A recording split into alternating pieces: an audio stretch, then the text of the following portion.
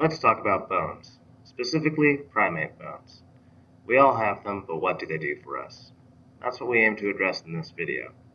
First off, they give us form, they keep us together, they hold us up, they protect our organs, and they help us move around. Without them, we'd be a pile of goo like a jellyfish, and nobody wants that. We are going to focus on the bone structures of 3 primates to familiarize you with how they help them function. Let's meet our primates. First off, we have the bonobo. Native to the Congo, the bonobo primarily lives on the forest floor scavenging for food. Bonobos are habitual quadrupedal knuckle walkers, which mean they walk on all fours. On their forelimbs, they walk on their knuckles, but on occasion will walk in a bipedal fashion.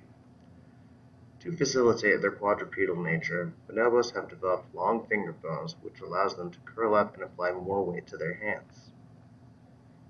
Bonobos have an omnivorous diet, eating everything from fruit to worms. Their teeth are properly equipped to handle their diverse diets. Their canines are slightly larger than their other teeth, allowing them to tear into fruit, but they are not as large as their close relatives, the chimpanzees. They have a U-shaped dental arcade, and as far as sexual dimorphism goes, there is a slight variation in males and females, males having marginally larger canines than females. If we skedaddle on over to Asia, we will find the largest arboreal animal, the orangutan. Orangutans live in the trees, which requires them to have a significant amount of upper body strength to swing from tree to tree. This is visible in their large forelimbs in comparison to their hind limbs. In addition, they have large phalanges on their hands and feet, as well as opposable big toes. This helps them to grasp onto branches as they move. The orangutan has a frugivore diet, requiring them to have large canines for tearing and large molars for grinding. They also have a thick enamel to protect their teeth. Orangutans have a very prominent expression of sexual dimorphism. Males are significantly larger than females, about 50% larger. Spreading like a disease across the planet, we find our final primate, the humans. Humans are the only true bipedal primate, meaning that they walk on their hind limbs. This gait is the most efficient mode of transportation. Humans live on an omnivorous diet. Their teeth are moderate in size, having smaller canines than the bonobos and orangutans. These teeth allow them to have a diverse range of food. Sexual dimorphism is hardly prevalent at all in humans, and not visible in the skeleton with the exception of the pelvic bone.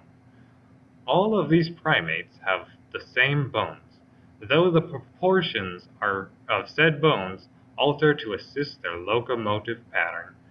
As the primates move from an arboreal to a bipedal locomotion, they gain larger hind legs and smaller forearms.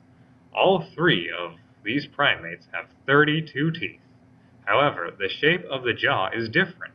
Bonobos and orangutans have a U-shaped jaw, whereas the humans have a more angular jaw. The reasoning for this is because of their communication. Because of humans' complex verbal capacities, they have a heavy, angular jaw to support the extra muscle usage, which results in an arch-shaped upper jaw.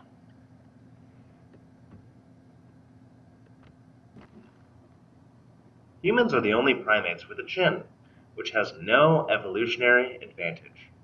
Humans also have a foramen magnum located directly centered under the cranium, whereas most other primates have an anterior foramen magnum.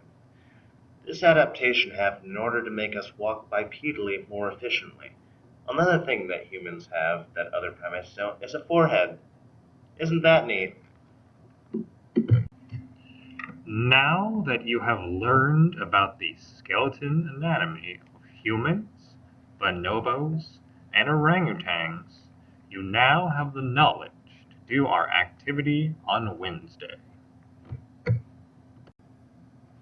Make note of how the previously mentioned facts about humans, bonobos, and orangutans have shaped their bones in comparison to one another. Created using Powtoon.